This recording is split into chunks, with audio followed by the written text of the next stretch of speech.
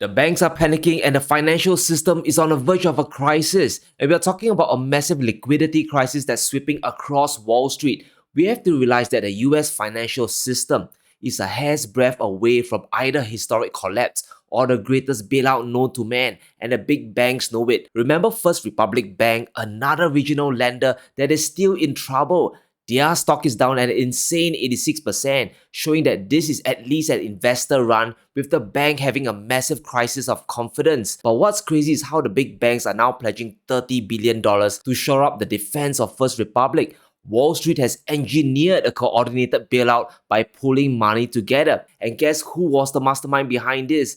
Janet Yellen, the Treasury Secretary. She talked with the big banks, floating the idea: what if the nation's largest lenders deposited billions of dollars into First Republic Bank? But for 11 banks depositing $30 billion to backstop First Republic tells us the level of fear on Wall Street. This includes big names like JP Morgan, Wells Fargo, and Citibank, all scrambling to save the banking system. The big banks are afraid that if another regional falls, they might be next in line. Yes, we know there isn't enough money in the FDIC to shore up the insured depositors. In fact, the reserve ratio is only at 2%.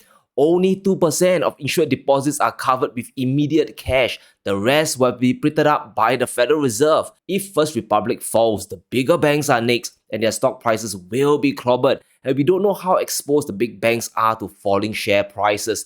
Will their equity derivatives blow up as well? Now, the big boys are now trying to prevent the fall of the regionals and are preempting for a run on the greater financial system. This is extremely obvious when you look at the amount of money that's being borrowed from the Federal Reserve. In a report by Bloomberg, we see the horrible scale of this borrowing. Banks borrow $164 billion from the Fed in rush to backstop liquidity. That is an insane boatload of money that just sprang to existence to help the banks tide over. And how do we know that this money was conjured up from the multiverse? We just need to look at the Fed's balance sheet to see the horrible reverse of QT. The Federal Reserve, they have printed up almost $300 billion to help Wall Street. Remember, the Fed is supposed to destroy liquidity. They're supposed to remove liquidity from the system to destroy demand to fight inflation. But now they are reversing costs and pumping money back into the system. But before you start telling me that this isn't a bailout, just take a look at the definitions. A bailout is an act of helping a person or organization that is in difficulty, usually by giving or lending money. And I don't believe a word from Team Transitory when they can't even define the recession properly back in 2022. Let's talk about the Federal Reserve's new backstop facility, the Bank Term Funding Program. And I find it absolutely hilarious. They have to keep inventing new programs, and now it is the BFTP.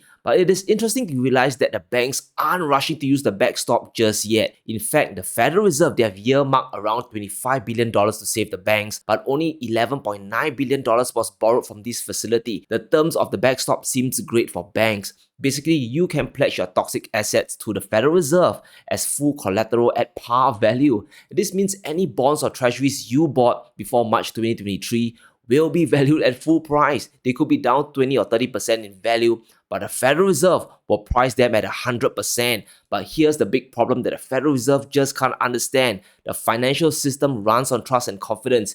You need to keep the facade of strength going on. If a big bank is seen taking on this emergency money from the Fed, this could trigger a bank run. It's like saying, yes, we made bad treasury bets and we have a liquidity crisis, and that's why we are crawling to the Federal Reserve for help. And this is why the big banks are using the discount window instead. They don't want to trigger another bank run on themselves. We have the big boys borrowing a record $152 billion from the Fed's discount window. And to put it in perspective, that's more money borrowed versus during the '08 crisis. And this tells us how bad the liquidity panic is and how big the fear is on Wall Street. Now, the discount window is basically a short-term lending facility from the Federal Reserve.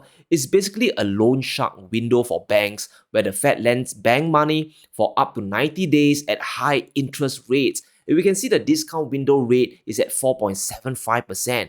That is a high rate to borrow from, and you need to provide collateral as well. It's considered expensive money and not a long-term solution. And looking at US Treasuries, every single bond there has a yield lower than 4.75%. Even the highest yield on the short end is at 4.6%, which is the 6-month Treasury. And this means Wall Street can't game the system and borrow money from the Fed for free return. The reverse repo rate is also at 4.55%, so no free money games there as well. The banks are truly borrowing money from a loan shark for their liquidity issue. They rather pay the additional cost and put up full collateral than use the Fed's emergency backstop and be associated with the stigma. They know how important it is to put up an image of strength, but that might not be enough. If a bank run truly happens and depositors get spooked, the banks need more money from the Federal Reserve. And that's why we have the Fed looking to ease the terms of banks' access to the discount window. Basically, the Fed wants to make it easier for banks to borrow money with their collateral. They might actually remove any collateral penalty for longer dated treasuries that have definitely lost money. This might be another stealth bailout that's coming under the radar.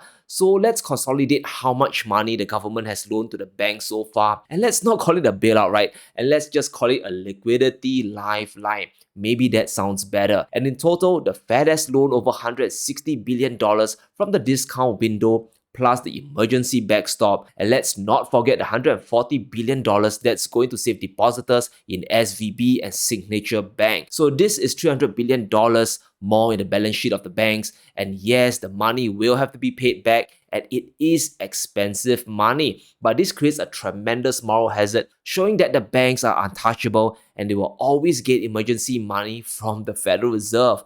But this is the big problem with the entire banking system.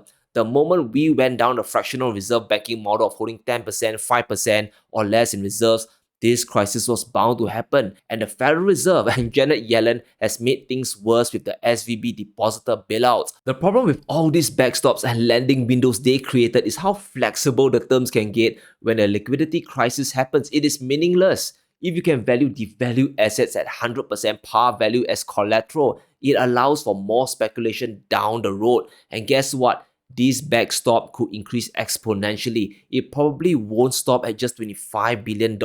We have JP Morgan saying that the Fed could inject up to $2 trillion in liquidity into the new backstop program. That is a boatload of money, with analysts there saying the usage of the Fed's bank term funding program is likely to be big. They estimated that a realistic number might just be around $460 billion, and this is based on the amount of uninsured deposits at the 6 US banks that have the highest ratio of uninsured deposits over total deposits. That is still an enormous amount of liquidity that could be pumped into the system. This liquidity rescue package is going to inflate the money supply once again. It's going to be cheap money if it comes from the emergency backstop fund. And this is why we are seeing the price of gold skyrocketing, challenging all-time highs. In a previous post, we mentioned how the rush to gold is obvious in a banking panic. When there's fear, especially when there's a bailout, people flee to a true store of value, which is gold. Gold cracked $1,900 at that point in time, and now it's almost at $2,000 an ounce, showing us that trust in the financial system is fast eroding. If you keep giving the banks access to an unlimited amount of money, whether you charge interest or not, it is still a bailout. You are creating a moral hazard and reinforcing the idea that they are truly too big to fail. So this riverboat gambling mentality isn't going to stop, and I don't blame the banks. Of course, the banks are going to take advantage of the lending programs. They are just responding to the incentives. Don't hate the player, hate the game. The Fed has made a terrible mistake, and the Treasury has also trapped themselves. We have Janet Yellen under fire from Congress, answering very tough questions that reveal a lot. And I want us to focus on the line of questioning during the hearing with the Senate Banking Committee. And this reveals the deadly path we are headed towards, a banking consolidation that we have talked about a lot. Now, the highlight is Janet Yellen telling the world that not all uninsured deposits will be protected in future bank failures. Senator James Langford asked Yellen, will the deposits in every community bank in Oklahoma, regardless of their size, be fully insured now?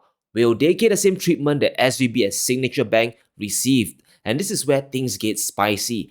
Yellen admitted that they would not, saying uninsured deposits would only be covered in one instance, only in the event that a failure to protect uninsured depositors would create systemic risk and significant economic and financial consequences. Basically, if you are too big to fail, you will get a bailout, or at least your depositors will be protected. And this is the big worry that Langford brought forth. He's foreshadowing the big risk that could collapse the smaller regional banks, saying, I'm concerned you are encouraging anyone who has a large deposit at a community bank to say, we are not going to make you whole, but if you go to one of our preferred banks, we will make you whole. This to me is the real danger of this entire SVB bailout debacle. The treasury is trapped. They obviously can't bail out everyone without creating an insane inflation crisis. But if they don't, the big banks or the G-SIBs are going to become even stronger down the road. We might see a banking consolidation sooner or later. There could be more risk-taking and bad bets because now being too big to fail is becoming a reality. And according to Reuters, more than 9.2 trillion of US bank deposits are uninsured. So just imagine the scale of money printing that will happen if the unthinkable happens. And this will make the '08 bailouts or even the 2020 money printing event look like child's play. So here are the cliff notes. The Federal Reserve has screwed the economy and they are stirring a bigger inflation crisis down the road. Through her testimony, Yellen has told us that the big banks are virtually too big to fail and they will have to save them if something happens. And now things are getting out of control. We have a coalition of mid-sized banks asking the FDIC to insure deposits for 2 years. They want an unlimited backstop, and here's why. Deposits have been moving to the big banks. People on the street, they know what's up. They are not stupid. The safest place right now is in a bank that's too important to the system, that's too big to fail. Just take Credit Suisse for example. They have just borrowed $54 billion from the Swiss Central Bank. They had a bailout and we can expect this to happen in the United States if another big bank starts to shake. Credit Suisse is a G-SIB or systemically important bank, and that's likely why they were tossed a lifeline. The stakes have just increased because now the Federal Reserve's balance sheet is bigger. They have to QT it away sooner or later, and rates are still going to head higher, at least in the short term. So just imagine the chaos at 5 or 6% interest rate. Which gasket will blow? Which part of the economy will collapse again? And if more banks start to crash, if the Fed prints money to save the banks, this inflation crisis will never end. But let me know what you think in the comments below. Will more banks collapse in the weeks to come? Will the Federal Reserve dare to hike rates further? Let me know in the comments below. Stay safe, be sure to smash the like button and subscribe as we navigate through these crazy times.